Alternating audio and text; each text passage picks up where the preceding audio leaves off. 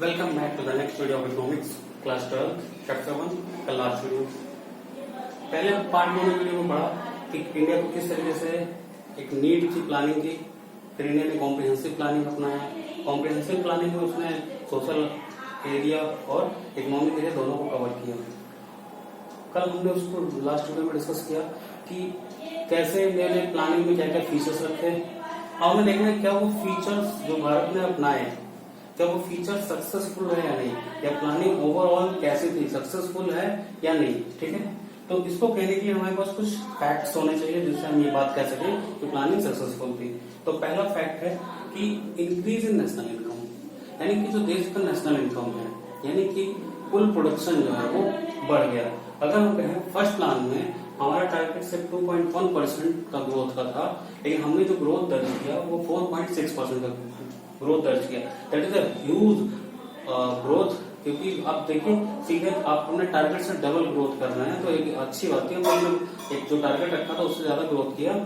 और हर प्लान में भी सेकंड प्लान में 5% का टारगेट रखे, हालांकि अचीव किए थे 4.1%, थर्ड प्लान में भी 5% का टारगेट रखे लेकिन अचीव कर पाए 3.3, एंड 12th प्लान में हमने जो टारगेट रखा था वो 8% का रखा और अचीव हुआ 6.7%। तो जो इकोनॉमी की स्टैग्नेंट पोजीशन में थी 1950 के टाइम, वो कम से कम आज 6% 7% का ग्रोथ दर्ज कर रही थी। तो ये प्लानिंग पीरियड का एक सबसे बड़ा हम कह सकते हैं कि प्लानिंग सक्सेसफुल है।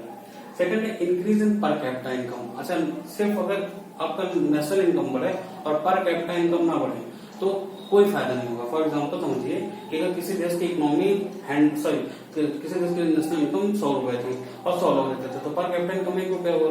लेकिन मान लीजिए उस देश का पॉपुलेशन 200 हो जाए और साथ साथ नेशनल इनकम 150 हो जाए, तो पर कैपिटा इनकम 1 रुपया भी कम आएगा।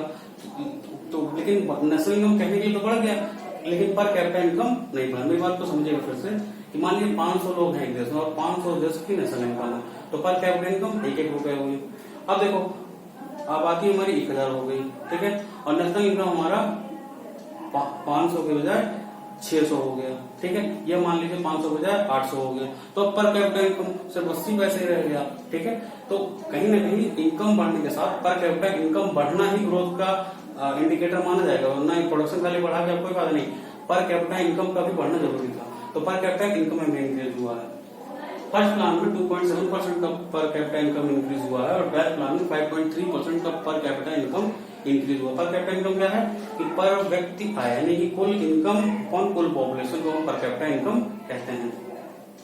Next, rise in saving and investment. मैंने आपको पहले बताया था कि इन्वेस्टमेंट को बढ़ाने के लिए गवर्नमेंट ने क्या किया था कि सब्सिडी देना शुरू कर दिया, इन्वेस्टमेंट पर सब्सिडी, और सेविंग को बढ़ाने के लिए गवर्नमेंट ने क्या किया, इंटरेस्ट ज्यादा देना शुरू कर दिया। तो इससे क्या हुआ कि जो 9.5% नेशनल इनकम का 1950-51 में सेविंग आता था, अब वो बढ़कर 32.3% हो गया, यानी कुल नेशनल इनकम का 32.3% सेविंग होता है।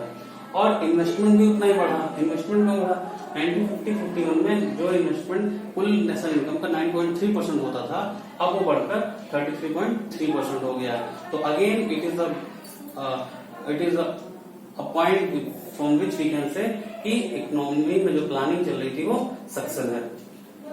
Growth and diversification of industry, मतलब अब इकोनॉमी वो नहीं रह गई कि जिसको आप खाली प्राइमरी प्रोडक्ट्स का एक्सपोर्टर कहते थे, जब आप कहते थे net exporter of primary products, नहीं, डाइवर्सिफाइड इंडस्ट्री। डाइवर्सिफाइड इंडस्ट्री का मतलब ये होता है कि विभिन्न तरह की इंडस्ट्री, यानी कि हमारे पास इलेक्ट्रिक गुड्स की इंडस्ट्री है, ठीक, हम एक्सपोर्ट अच्छा कर रहे थे, ठीक, हमारे पास कंज्यूमर गुड्स की इंडस्ट्री है, हम बहुत सारे मशीन बना रहे हैं। तो ये सारी चीजें क्या है कि डाइवर्सिफिकेशन ऑफ इंडस्ट्री हो गई। और सबसे खास बात यहाँ समझने वाली बात यह है कि कंज्यूमर गुड्स में कंट्री सेल्फ सफिशिएंट हो चुका है, यानी कंज्यूमर गुड्स अगर हमें कोई विदेश से ना होना है, हमारा काम चल जाएगा, हमें कोई दिक्कत नहीं है। ठीक है, 6th लार्जेस्ट इंडस्ट्रियल इकोनॉमी हो गई वर्ल्ड वाइड इंडिया। तो it is again the indicator from which we can say planning is successful.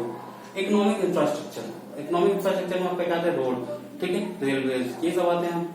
Power generation, तो 1951 में हमारे पास सिर्फ 2300 मेगावाट्स का प्रोडक्शन कर सकते थे, और आज के समय में हम 3,30,868 मेगावाट्स का प्रोडक्शन करते हैं 2017 डेटा के अकॉर्डिंग। अब तो और बढ़ चुका होगा।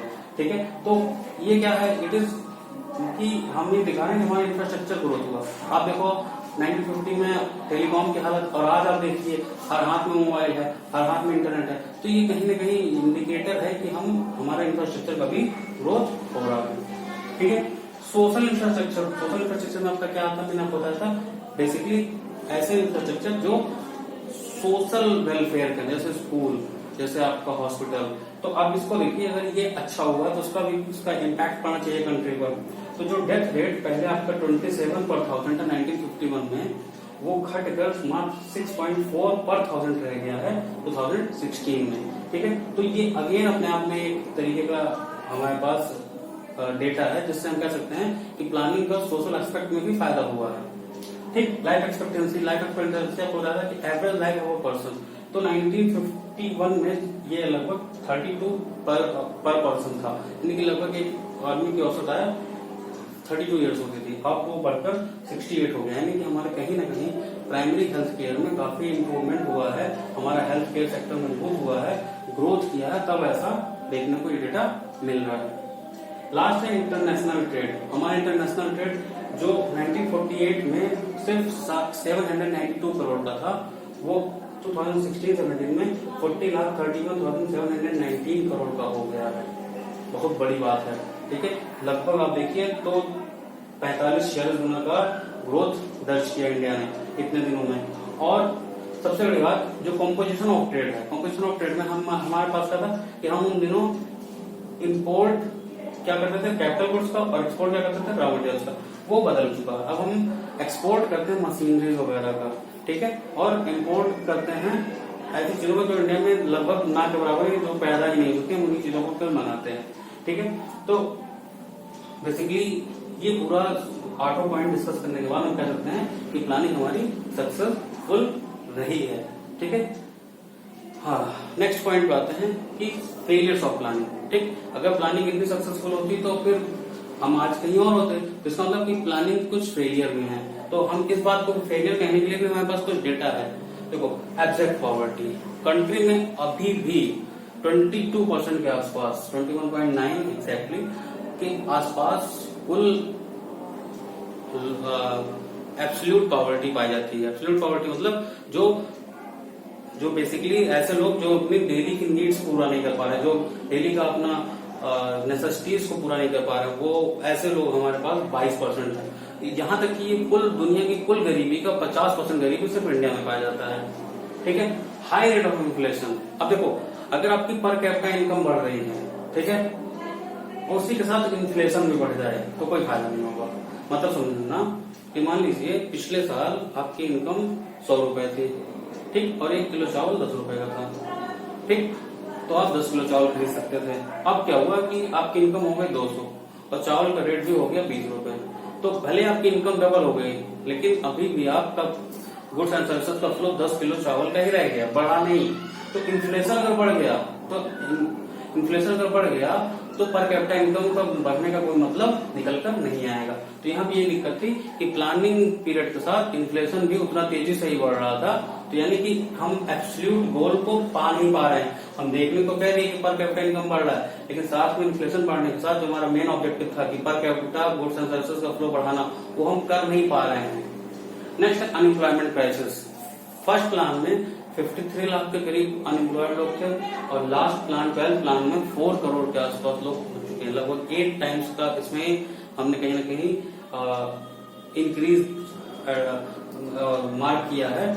तो ये बैड इंडिकेटर है ये बात कहने के लिए कि ये प्लानिंग फेलियर का सबसे बड़ा एग्जाम्पल है। ये इनएडुकेटेड इंफ्रास्ट्रक्चर आप देख लीजिए, आपके हिसाब से आपको लगता है कि आपके सफिशिएंट रोड हो चुके हैं इंडिया में, सफिशिएंट इलेक्ट्रिसिटी प्रोड्यूस होती है, सफिशिएंट रेलवेज हैं, सफिशिएंट एयरलाइंस हैं, सफिशिएंट कम्युनिकेशन है। टेली कम्युनिकेशन तो ठीक है जब से जियो आ गया है, बट उसके पहले आप देखिए तो सफिशिएंट नहीं था।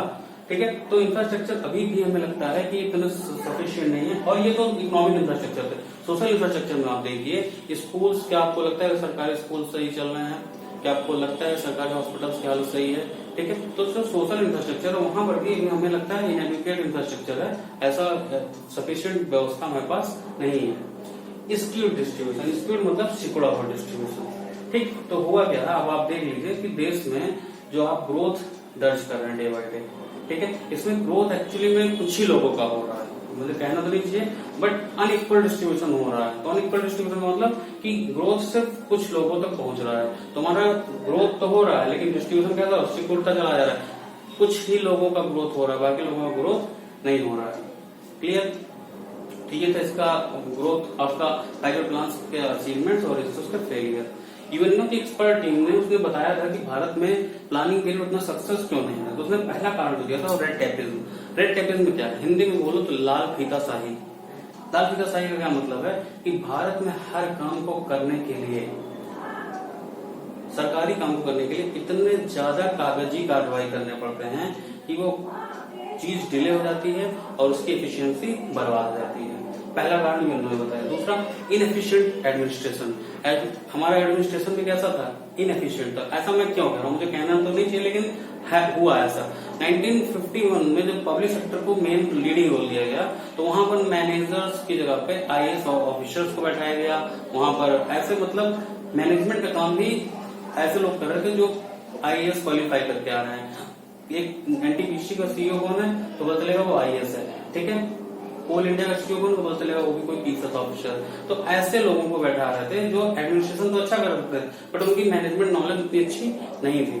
तो हमारा इनएफिशिएंट एडमिनिस्ट्रेशन बन गया था। और पिल्फरेज यानी कि चोरी, डिसऑनेस्टी, ये इंडिया के लोगों में करप्शन, ये इंडिया के लोगों में कूट के भरा था। तो जो कि पब्लिक सेक्टर की कहीं ना कहीं पब्लिक सेक्टर का जो इमेज था वो खराब कर रहा है, ठीक है। तो चैप्टर 2 इसी के साथ ओवर हो जाता है। चैप्टर में आपने क्या पढ़ा कि प्लानिंग की जरूरत क्यों थी, प्लानिंग में इंडिया ने कौन सा प्लानिंग अडॉप्ट किया, 5 ईयर प्लान्स क्या होते हैं, 5 ईयर प्लान्स के फेलियर्स क्या हैं, 5 ईयर प्लान्स के अचीवमेंट्स क्या हैं, उसके कैरेक्टरिस्टिक्स फीचर्स क्या हैं, और एक आपने यूएनओ का क्रिटिकल रिव्यू देखी है, ठीक है। तो इसी के साथ ये चैप्टर खत्म होता है। मैं डिस्क्रिप्शन बॉक्स में एक एमसीक्यू का टेस्ट रख दूंगा, उस पर आप क्लिक करिएगा, सीधा टेस्ट पे पहुंच जाएंगे। और 20 क्वेश्चन का एक टेस्ट होगा, जरूर उस पर इस चैप्टर को पढ़ने के बाद जरूर उस टेस्ट को आप कम से कम उसमें अपीयर होइए, अपना नॉलेज चेक करिए और वीडियो को लाइक करिए, सब्सक्राइब करिए, चैनल को सब्सक्राइब करिए।